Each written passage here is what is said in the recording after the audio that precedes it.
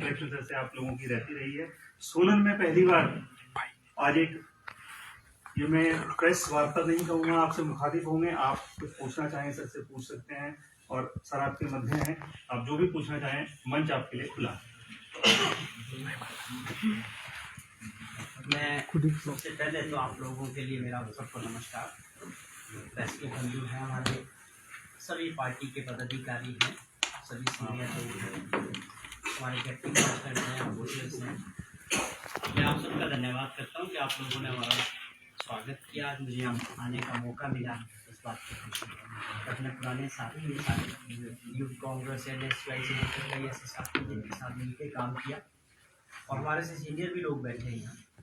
तो एक सौभाग्य होता है कांग्रेस कार्यकर्ता के रूप में अपने लोगों के बीच जाने का। आज हिमाचल प्रदेश में जनता के सहयोग से कांग्रेस पार्टी की 1 साल पहले सरकार बनी।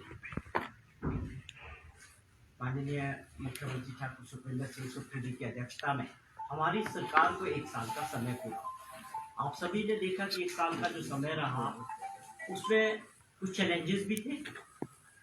चाहे आपदा की बात करें तो 3 महीने जो है आपदा में निकल गए। एक ऐसी आपदा की, ऐसा समय था प्रदेश के लोगों पे जो पहले कभी किसी ने नहीं देखा अपने जीवन में।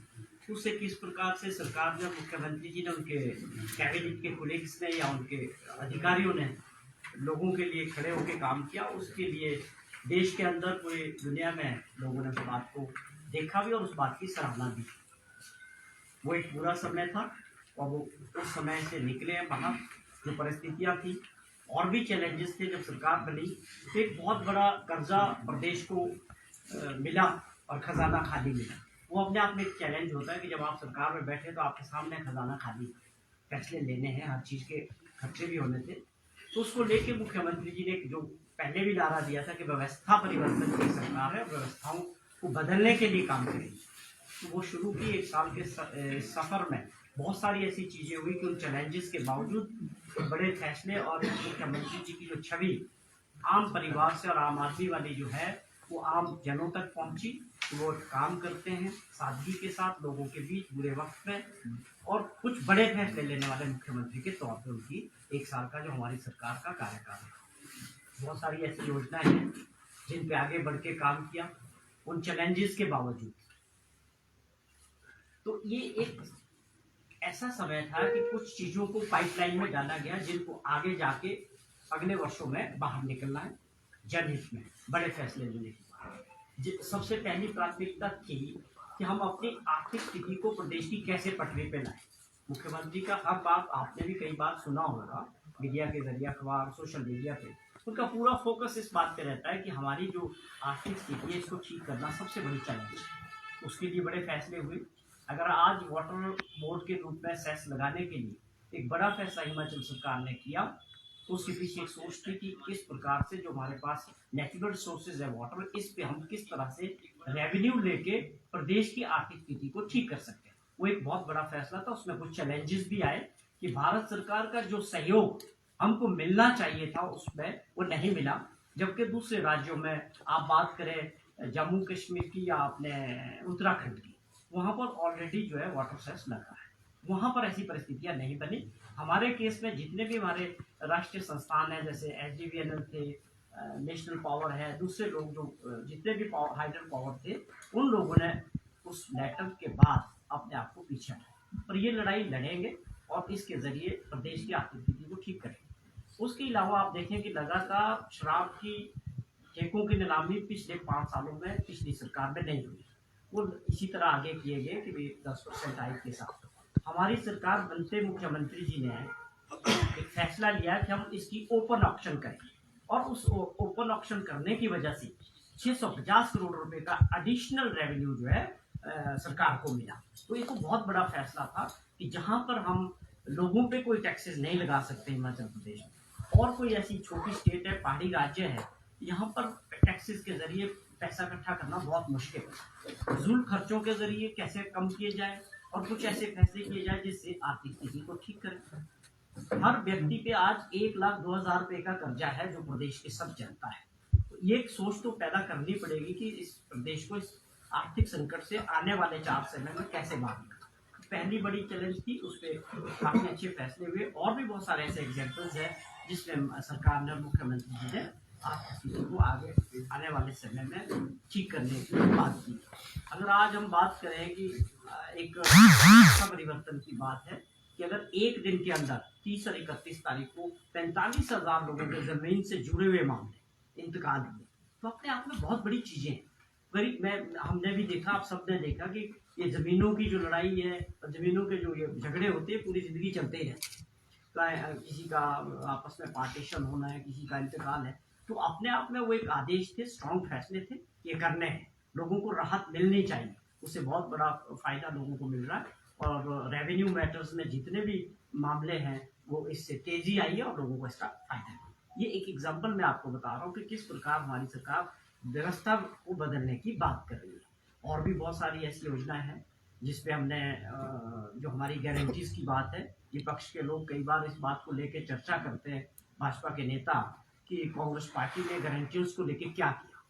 हमने, हमारी पहली गारंटी थी जो हमने कमिटमेंट किया था सत्ता में आने से पहले, हमने कमिटमेंट किया, लोगों ने उस पर विश्वास किया, लेकिन आने के बाद उसको चालू किया, ये बड़ी बात है। नहीं तो होता क्या है, अक्सर किसी भी सरकार की जो मैनिफेस्टो है, जो गारंटीज है, वो पूरे 5 साल के टेन्योर के लिए होता है। किसी भी सरकार हम 5 साल लोग हमारे मौका देंगे, हम 5 साल के अंदर इस तरह से काम करें। लेकिन हमारी सरकार ने आते ही ओपीएस को पहली कैबिनेट में बहाल किया और 1,36,000 कर्मचारियों को इसका फायदा दिया। और आज जो है तकरीबन 500 से ऊपर लोग इसका फायदा उठा रहे हैं, जो उनको पेंशन मिल रही है।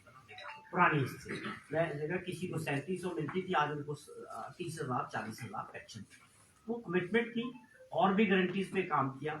ये जो राजीव गांधी सौर योजना का था स्टार्टअप, जिसमें सबसे पहले जो स्टार्टअप में हमने किया कि इलेक्ट्रिक वाहन, जो ऐसे बेरोजगार बच्चे हैं वो जो इसको खरीदना चाहेंगे, इलेक्ट्रिक वाहन खरीदेंगे, उनको 50% उसमें सब्सिडी मिलेगी और उनके पास अपना ड्राइविंग लाइसेंस होना चाहिए, उनके पास ड्राइविंग एक्सपीरियंस होना चाहिए। और सरकार उसको सुनिश्चित करेगी कि डिपार्टमेंट्स में वो वाहन जब खरीदेगा, उसको जो टैक्सी खरीदेगा उसमें बैंक किस प्रकार से उसको फाइनेंस करेंगे, उसका भी सरकार उसका ध्यान रखेंगे और उनको सब्सिडी मिलनी चाहिए, उस बात का भी ध्यान रखें। उसके बाद वो वाहन जो है सरकारी महकमे के साथ लगे। कम से कम 40,000 रुपए के करीब जो है एक बेरोजगार युवा साथी आराम से अपना रोजगार उसमें मिलेगा उसको। तो ये एक ऐसी योजना है जो मैं समझता हूँ देश के अंदर कहीं नहीं। इलेक्ट्रिक, उससे एक फायदा होगा कि युवा साथियों को रोजगार मिलेगा। दूसरा, हम जो अपने एनवायरनमेंट को बचाना चाहते हैं, जो हम डीजल और पेट्रोल के वाहन कम करना चाहते हैं, उसमें भी सरकार की जो नीति है ग्रीन हिमाचल को आगे ले जाने के लिए एक योजना है। और उसके दूसरे पार्ट भी बाद में आएंगे। पहला उसका ये पार्ट था कि किस प्रकार से स्टार्टअप को शुरू करना है, और बहुत सारी योजना है जिसपे आगे काम चलने वाला है। तो ये तो एक विपक्ष का मुद्दा रहता है कि जब आपदा आई हिमाचल प्रदेश में, 10,000 करोड़ रुपए का जो लॉस है, भारत सरकार से टीमें आई, उसका आकलन हुआ और रिपोर्ट्स गई भारत सरकार। और हम और आप सबको, सरकार को भी उम्मीद थी कि ये जो है भारत सरकार से, माननीय मोदी जी की सरकार हमको जरूर मदद करेगी, क्योंकि आपदा थी। हमने इसको लेके बड़ी बार मुख्यमंत्री खुद भी मिले कि आप इसको जो है स्पेशल पैकेज हमको मिलना चाहिए, जिससे हम लोगों का जो नुकसान हुआ है और सरकार का, सड़कों का, बिजली का, पानी का, उसकी भरपाई कर सकें। लेकिन उसके एवज में हमें कोई पैसा नहीं मिला। अब असेंबली का सेशन हुआ शिमला में, स्पेशल सेशन बुलाया गया, उसमें हमने प्रस्ताव रखा हमारी सरकार ने कि हम जो है भारत सरकार से मांग करते हैं कि हमारे जो इस आपदा के समय में जो नुकसान हुआ है, इसको स्पेशल पैकेज के तौर पे मांग करनी चाहिए। लेकिन दुर्भाग्यपूर्ण आप देखिए उस वक्त के विपक्ष के जो नेता हैं, उनकी क्या जिम्मेवारी बनती थी कि उस प्रस्ताव के बारे में आपको भी पूछना चाहिए माननीय ठाकुर जयराम जी से भी और दूसरे नेता जो है इनके, कि आपकी पार्टी का आपका उस प्रस्ताव के समय विधानसभा में क्या स्टेप, क्या आप उस प्रस्ताव के साथ खड़े हुए, क्या आपने उस प्रस्ताव को सपोर्ट किया कि यस हम भी आपके साथ चलेंगे दिल्ली और हम अपने प्रदेश के लोगों के साथ खड़े होंगे और इसमें जो है हमको स्पेशल पैकेज मिलना चाहिए। लेकिन दुर्भाग्यपूर्ण आप देखिए कि इन लोगों ने उस प्रस्ताव का साथ नहीं किया। तो ये बहुत बड़ी, मैं समझता हूँ इनसे चूक भी हुई और गलती भी थी, ये प्रदेश के साथ ऐसे समय में खड़े नहीं हुए। तो इसलिए इनकी नैतिकता बोलने की और ये झूठ बोल के प्रचार करने का काम कि वहाँ से पैसा आया। हमने पहले भी पूछा है, मैंने 2-3 बार शिमला में भी, और हमारे सीनियर लीडर्स ने भी इस बात का जिक्र किया है कि ठाकुर जयराम जी को बता देना चाहिए पूरा डिटेल वाइज कि ये पैसा जो है भारत सरकार से हिमाचल प्रदेश को मदद के तौर पे मिला। आप बताएं, आप हर तीसरे दिन प्रेस से बात करते हैं, उसका पूरा हिसाब किताब बता दें। हम तो बोल चुके हैं, हमारे नेता बता चुके हैं कि जो पैसा हमको मिला वो जो तो आपदा का पैसा था, उसको कोई किस्त एडवांस दे दी, कोई कुछ दे दी, लेकिन जो हम उम्मीद कर रहे थे वो सहायता भारत सरकार से हिमाचल प्रदेश को नहीं मिली। तो ये अब मेरा बात कोई कांग्रेस प्रदेश में जब आपकी सरकार बनी तो हिमाचल प्रदेश में करीब 960 संस्थान बंद किए गए थे, और उस वक्त यह कहा गया था कि जब बजट की व्यवस्था होगी तो सरकार इन्हें चरणबद्ध तरीके से खोलेगी। सोलन में शुरुआत भी हुई। मुख्यमंत्री जी जब दून निर्वाचन क्षेत्र के दौरे पे आए तो उन्होंने 12 अप्रैल को घोषणा की कि 1 अक्टूबर से एसडीएम कार्यालय दून में शुरू हो जाएगा और बीडीओ ऑफिस शुरू हो जाएगा। 1 अक्टूबर का समय भी निकल गया, जनवरी का समय, जनवरी नया साल आ गया है, कब से शुरू हो रहा है, लेकिन वो कार्यालय अभी तक नहीं खुले हैं। तो क्या वजह है कि देखिए बंद करना आसान है? और कि पिछली सरकार ने जाते जाते 900 कुछ संस्थानों की घोषणा की। आप ये समझें कि चुनाव से 6 महीने पहले, जो अपने आप में बिल्कुल गलत था। उनको पूरा 5 साल का समय मिला था विकास की दृष्टि से फैसले लेने चाहिए, लेकिन दुर्भाग्यपूर्ण जयराम जी की सरकार 4.5 साल कुछ नहीं कर पाई थी। फिर उन्होंने इस बात को खुद भी माना कि जी कोरोना था, जबकि कोरोना का तो 1 साल था। वो खैर उनकी कमियां थी। अब आप जाते जाते वोट की राजनीति करके कि जहां जरूरत है नहीं है, इंफ्रास्ट्रक्चर है, बजट का प्रोविजन है नहीं है, सब घोषणा कर। जब आप लोगों के जनता के सहयोग से कांग्रेस की सरकार बनी, हमने उस पर गौर किया कि अगर इसको सबको लागू करना है तो 5,000 करोड़ रुपया और चाहिए। 10,000 करोड़, कोई इंफ्रास्ट्रक्चर नहीं, वहाँ डॉक्टर नहीं है, वहाँ डिस्पेंसरी खोल दी, वहाँ स्कूल नहीं, वहाँ पीएमसी चला रहे हैं। तो इस तरह से नहीं चल सकता है कोई चीज। तो उसको फैसले को देखते हुए उसको जो है डिनोटिफाई किए गए। लेकिन उस वक्त हमारी मुख्यमंत्री जी ने एक बात साफ कही थी कि जहां पर जनता की जरूरत होगी, जनता की डिमांड मेरिट के हिसाब से, जरूरत के हिसाब से हम फिर से इसको नोटिफाई करेंगे। उनमें से कुछ संस्थानों में काम शुरू हो गया। हो सकता है कि कहीं घोषणा करने के बाद, अभी आप समझते हैं हर चीज को हम उसी पैटर्न पे नहीं कर सकते जैसा जयराम जी की सरकार ने किया। इंफ्रास्ट्रक्चर नहीं है, स्टाफ नहीं है, कुछ नहीं, वो लाइन हमारी नहीं रहेगी। लेकिन जहां पर ऐसी कमी रही होगी उसको जरूर देखेंगे कि कितने दिनों में वो आगे जाके शुरू।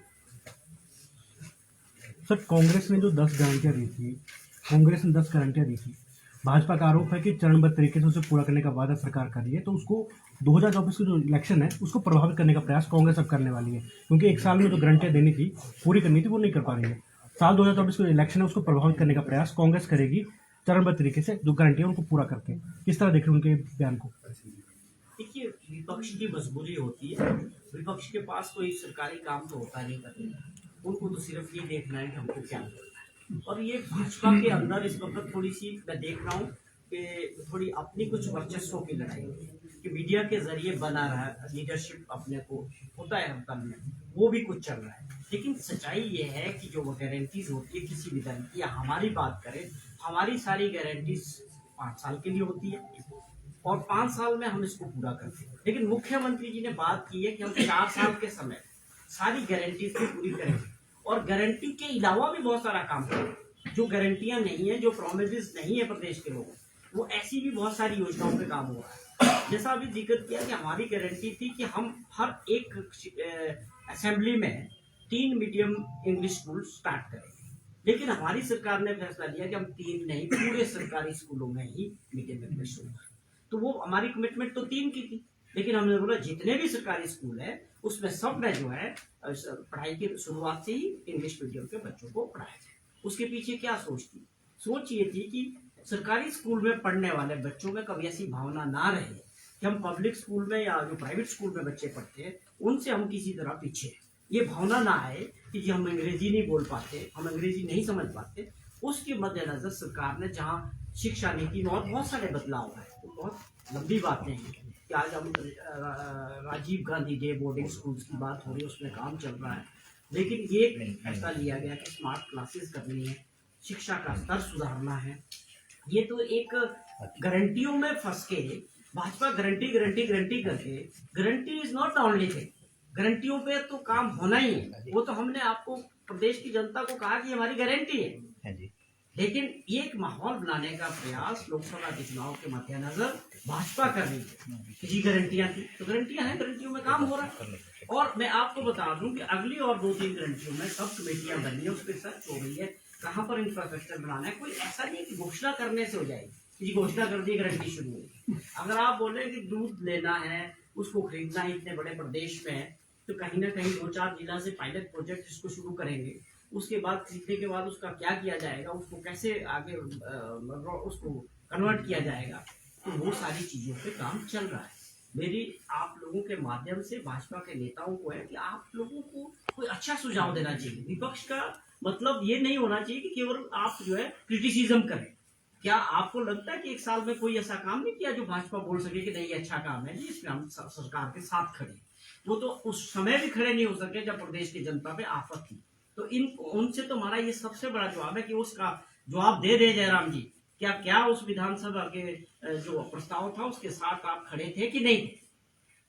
भाजपा नेता रणदीप हैं, उनका एक बयान आया है और उन्होंने ये बोला कि 12 महीने में 12,000 करोड़ जो कांग्रेस ने लोन ले लिया है और आने वाले टाइम में कैसे वो सक्षम होंगे। और जैसे ये बोल रहे हैं कि हिमाचल सबसे अमीर राज्य बनेगा, तो कैसे बनेगा, क्या आधार उसका रहेगा? अगर 12,000 करोड़ है तो रिंग उसके इंटरेस्ट पे निकल जाएगा। दूसरा ये है कि उन्होंने ये बोला कि राज तिलक तो कर दिया है, पर लेकिन 2 नेता है उनको राज कौन सा मिलेगा अभी तक वो क्लियर नहीं हो पा रहा है। 2 सवाल है यहाँ के। रणधीर जी ने ये बात की कि कर्जे लेके, मैं तो शुरुआत ही वहां से, मुख्यमंत्री जी वहीं से बोलते कि जो खजाना था ना, खजाना टोटल खाली था। तो आप रुक तो नहीं सकता ना, सरकार तो नहीं रुक सकती, उसको तो आगे चलना था। वही तो हम कर रहे हैं कि उसको कैसे ठीक करना। जो आप 5 साल बर्बादी करके गए बिना सोच के, आप बार बार कहते रहे डबल इंजन की सरकार, लोगों को बड़ा अच्छा लगा कि डबल इंजन की सरकार का उसका एक ही मॉडल था, कर्जा लो कर्जा लो कर्जा, और वही किया। आंकड़े हैं, किताबें हैं कि जयराम जी ने कर्जा लेने के सिवाय कोई डबल इंजन नहीं किया। वो बता दे कि जी मेरे को ये सहायता मोदी जी ने इतने हजार की इस वक्त दी, इस वक्त ये पैकेज दिया, इस वक्त ये बता दे, बताना चाहिए। उनको कौन रोक रहा है? खुला मंच है, आजकल मीडिया का जमाना है, बताए वो कि क्या किया, वो कितना पैसा मिला डबल इंजन से। आपने कर्जा लिया और कर्जे में डुबो दिया। वही हम बोल रहे हैं बार बार कि भी उसके बावजूद हम विकास की दृष्टि से कमी नहीं आनी दी। अब कर्जा लेने का मॉडल है तो कर्जे से ही चलेगा ना। क्या हम 10-12 हजार करोड़ रुपए का कोई ऐसा टैक्स लगा सकते हैं जनता? कुछ ना कुछ तो मैकेनिज्म निकालना पड़े। लेकिन हमने ओपीएस दिया तो भारत सरकार ने हमारे पे पाबंदियां लगा दी। आप जयराम जी 14,500 करोड़ रुपए का कर्जा लिया, आपकी लिमिट थी 14,500 करोड़ रुपए एक साल में। रिकॉर्ड है ये वो आंकड़े हैं जो किताबों में, और हमारी वो लिमिट कर दी 6600 करोड़, घटा दी। महंगाई इन्फ्लेशन बढ़ना चाहिए थी कर्जे की लिमिट, वो घटाई गई। भारत सरकार ने लिमिट कर दी 6600 करोड़।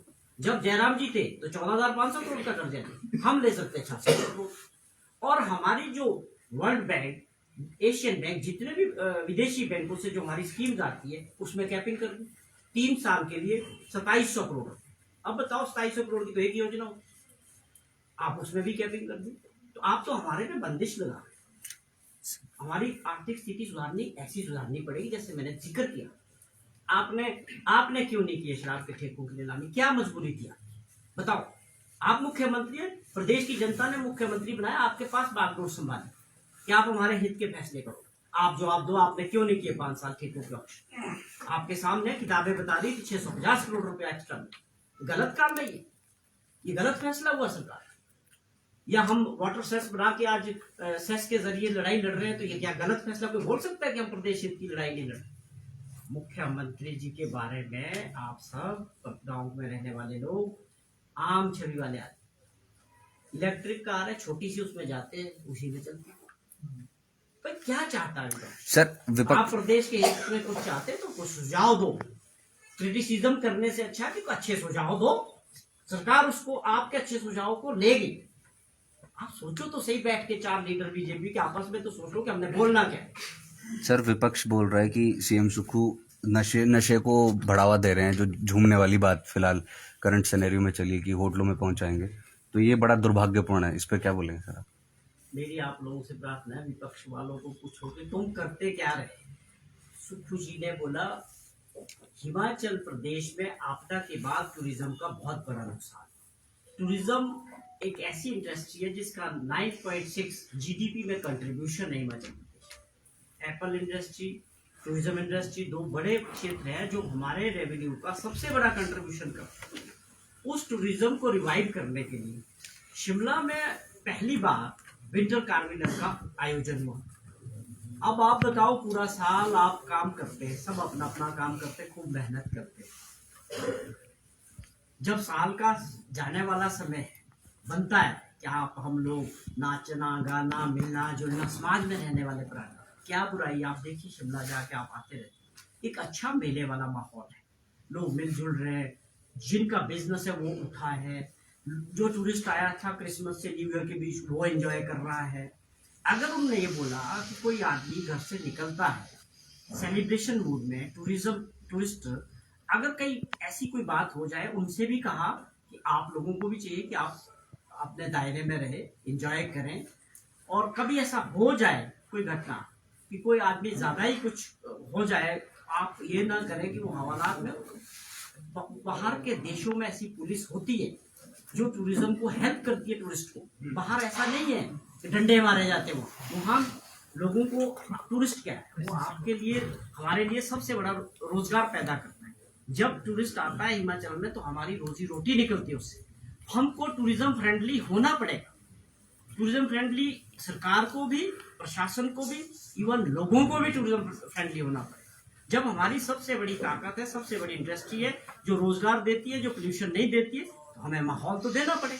मैं हैरान हूँ जो ऐसे सवाल करते हैं भाजपा के नेता कि वो नहीं समझ सकते कि उनके पीछे मुख्यमंत्री की क्या मंशा है।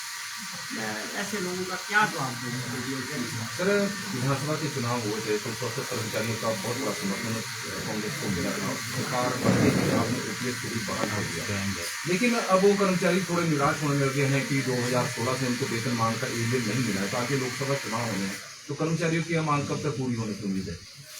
देखो, सवाल हट के क्यों नहीं आ रहा। 11,000 करोड़ रुपए की सिक्स पे मिशन किस सरकार में मिला, याद है?